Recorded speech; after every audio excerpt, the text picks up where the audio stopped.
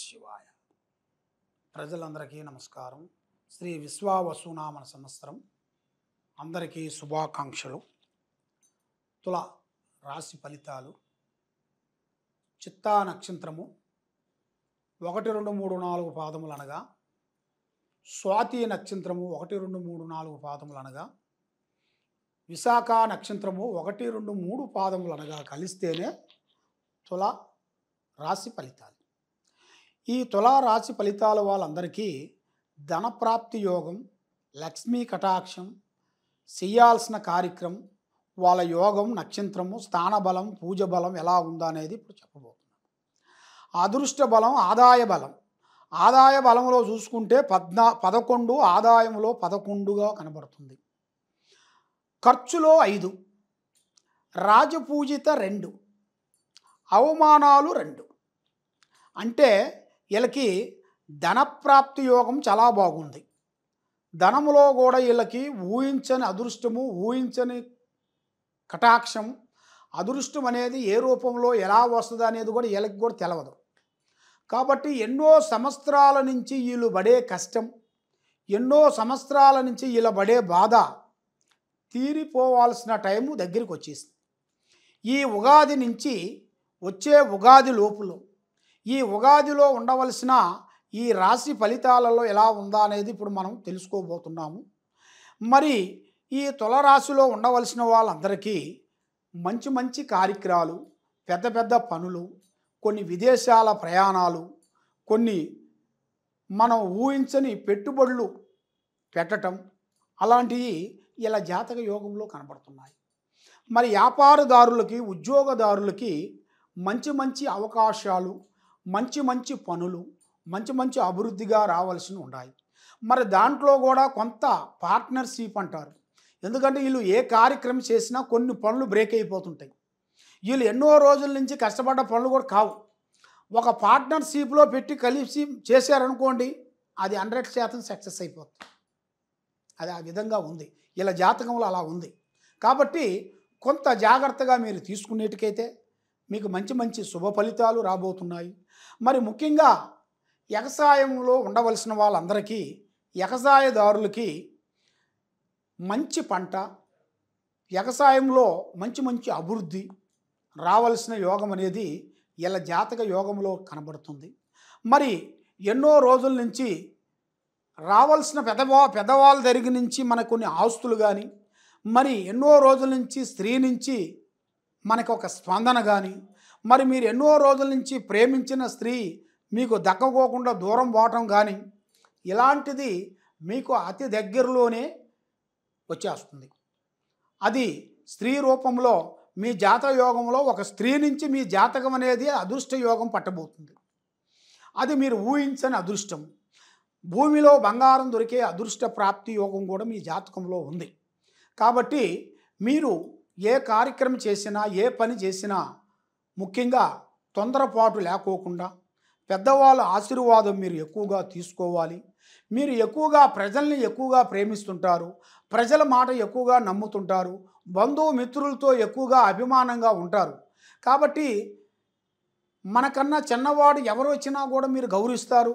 వాళ్ళ అమ్మ బాధలో ఉన్నారా, కష్టాల్లో ఉన్నారా అంటే మీ చేతనంత వరకు మీరు సాయం చేస్తారు.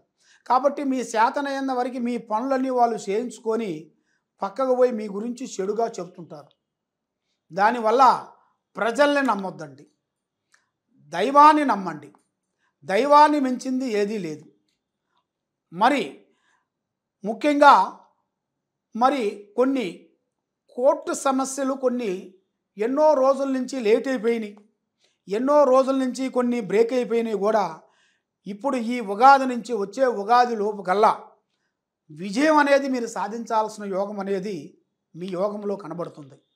కాబట్టి మీరు ఎక్కువగా నల్లటి వాహనములు కానీ, నల్లటి వస్త్రాలు కానీ ఎక్కువగా ధరించొద్దండి. మీకు ఈ ఉగాదిలో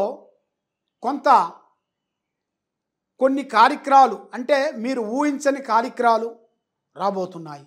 మరి స్థానం అనేది ఒకటి, గృహప్రవేశం. మీ జాతకంలో ఒక గృహప్రవేశం అనేది జరగబోతుంది. అది అతి దగ్గరలోనే ఉంది. కాబట్టి ప్రేమ సమస్య. మరి ప్రేమ సమస్య అంటే మీరు ఎంతో వరకు ప్రేమిస్తారు కానీ మీరు ప్రేమిస్తుంటారు కానీ ఏరే వాళ్ళు మిమ్మల్ని ప్రేమించరు. మరి ఒక స్త్రీని మీరు ఎన్నో విధానాలుగా ప్రేమించి ఆలోచన చేస్తారు కానీ ఆ స్త్రీ నుంచి మీకు ఇబ్బందులు ఎదురవుతుంటాయి.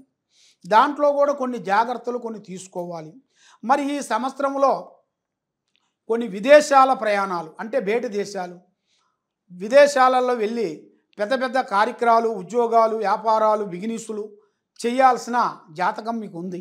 కాబట్టి ఈ ఉగాదిలో మీకు ఒక పెట్టుబడి అంటే రియల్ ఎస్టేట్లో కానీ లేదు షేర్ మార్కెట్ లాంటిది కానీ మీ చేతుకుంటా ఒక బిజినెస్ అనేది ఒకటి స్టార్ట్ చేసిన దాంట్లో మీరు పెట్టుబడి పెట్టినా ఈ ఉగాదిలో మీకు మంచి అద్భుతమైన విజయాలను పొందబోతున్నారు.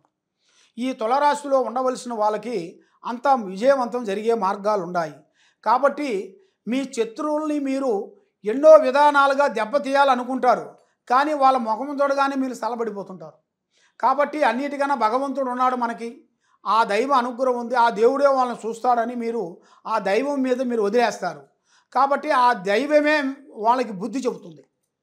మీరు వాళ్ళని కొట్టాల్సిన పని లేదు, పోలీస్ స్టేషన్ పెట్టాల్సిన పని లేదు, ఒక తిట్టాల్సిన పని లేదు. కాబట్టి మీకు ఎవరెవరో ద్రోహం చేశారు, ఎవరెవరో ఇబ్బంది పెట్టారో మీ శత్రువులు వాళ్ళకి ఆ భగవంతుడే ఒక మంచి మార్గాన్ని అనేది వాళ్ళకి ఒక శిక్షణ చేయగలుగుతాడు తప్పకుండా. కాబట్టి చాలామంది ఎంతో విధంగా కష్టపడుతుంటారు, మధ్యలో అనుకోకుండా పడిపోతారు. పడిపోయిన తర్వాత అయిపోయింది నా జీవితం, ఇక నేనేమి చేయలేనేమో, ఏమి సాధించలేనేమో అని చాలామంది చాలా వరకు సతమతం అయిపోతుంటారు. కానీ పడ్డవాడు చెడ్డవాడు కాదు, భగవంతుడు మనకి ఏదో ఒక రూపంలో తప్పకుండా ఇస్తాడు. కాబట్టి కృషి చేయాలి. కృషి చేయకోకుండా నాలుగు గోళ్ల మధ్యలో కూర్చొని నాకు అది కావాలి ఇది కావాలంటే ఏది రాదు. యత్నము ప్రయత్నమురా అన్నాడు. మానవ ప్రయత్నం మనం చేయాలి. దేనికైనా ఒక నమ్మకమే చాలా ఇంపార్టెంట్. నమ్మకం అంటే తొక్కితే రాయి మొక్కితే దేవుడు. మరి నమ్మకం లేనిది ఏది కాదు కదా. మరి శిల్పం కూడా కొట్టంగా శిల్పం అవుతుంది. ఆ రాయిని కొట్టంగా ఒక శిల్పం అవుతుంది. మరి ఆ దెబ్బలు తిని ఉన్న తర్వాతే మనిషికి అనేది అర్థమవుతుంది, ఆ బాధ్యత అనేది అర్థమవుతుంది. కాలికి దెబ్బ తగులితేనే మనం కట్టు కడతాం. కాలికి దెబ్బ తగలక ముందు మనం జాగ్రత్త పడం కదా, ఏం కాదులేని వెళ్ళిపోతుంటాం. అందువల్ల ముందు జాగ్రత్త సుబ్బక్క అన్నాడు. అందువల్ల మనం చేసే కార్యక్రమాలు, మనం చేసే పనులు ముఖ్యంగా పబ్లిక్ సిటీ చేయొద్దండి. ప్రజలు మిమ్మల్ని చాలా వరకు వాడుకుంటారు. ప్రజల మాట విన్నారు అనుకోండి అధోగతి పాలవుతారు. దాంట్లో మీరు చాలా జాగ్రత్తలు పాటించాలి. మరి ఇప్పుడు టయాలు కూడా అంత అనుకూలంగా లేని దాని వలన, మనసు నిలకటగా లేని దాని వలన మీరు సాధించలేనా ఏమిటా అనేది సతమతం అయిపోతుంటారు. అలాగ సతమతం కావాల్సిన పనేం లేదు. మరి ఈ సంవత్సరంలో రాజకీయ నాయకులకి కొత్త మార్పులు, కొత్త చేంజెస్లు, పార్టీ మార్పులు కొన్ని రాబోతున్నాయి. కొన్ని రియల్ ఎస్టేట్లో చేయాల్సిన వాళ్ళకి, సినీ ఫీల్డ్లో ఉండవలసిన వాళ్ళకి, ఈ సినీ రంగంలో ఉండవలసిన వాళ్ళకి కొన్ని కార్యక్రమాలు, కొన్ని పనులు పెద్దగా పూర్తి కావాల్సినవి కొన్ని ఉన్నాయి. కాబట్టి అయితే దగ్గరలోనే విజయవంతం అయ్యే మార్గాలు కూడా కనపడుతున్నాయి. కాబట్టి మీరు చేయాల్సింది శ్రీ కనకదుర్గా అమ్మవారిని మీరు పూజించాలి. దాంతోపాటు శ్రీ వెంకటేశ్వర స్వామిని, ఆ శ్రీనివాసుని మీరు పూజించి 7 వారాలు మీరు పూజా బలం మీ ఇంట్లో పెట్టుకునేట్టుగైతే మీ మీద ఉండాల్సిన అష్టకష్ట దరిద్ర దోష నివారణ అనేది పోతుంది. మీ మీద నరదిష్టి ప్రభావం పోతుంది, లక్ష్మి నిలబడుతుంది, మనశ్శాంతిగా ఉంటుంది. ఏ కార్యక్రమం అనుకుంటారో ఆ కార్యక్రమం మీకు 100% మీకు జయప్రదం అనేది నీకు సక్సెస్ అవుతుంది. కాబట్టి మీరు ఎన్నో రోజుల నుంచి సతమతం అవుతున్నారా? సతమతం పడాల్సిన పనేం లేదు. ఎన్నో రోజుల నుంచి ఎన్నో పూజలు చేసి, ఎన్నో జ్యోతిష్యాల దగ్గరికి వెళ్ళి, ఎంతమందో పండితుల దగ్గరికి వెళ్ళి ఎన్నో పూజలు చేశారు. ఏది చేసినా మీకు ఫలించుకోకుండా అయిపోయిందా? కాబట్టి ఈ కింద ఉండాల్సిన నెంబర్కి సంప్రదించినట్టుకైతే నీ పేరుని బట్టి, నీ సమయాన్ని బట్టి, మీ ఇంట్లో ఏముంది, మీ ఒంట్లో ఏముంది, మీ భార్య మీద, నీ మీద, మీ పిల్లల మీద, మీ కుటుంబం మీద, మీరు చేసే ఆఫీసు మీద, మీరు చేసే ఉద్యోగాల మీద, మీరు చేసే దుకాణాల మీద, మరి మీరు చేసే పనుల మీద ఏ ఏ సమస్యలు ఉన్నాయనేది చూసి జాతక చక్రం వేసి గణితం వేసి చూసి చెప్పగలుగుతాం. ఏ సమస్య ఉన్నా మమ్మల్ని సంప్రదించండి. సర్వే జనా సుఖినో భవంతో. నమః శివాయ నమః.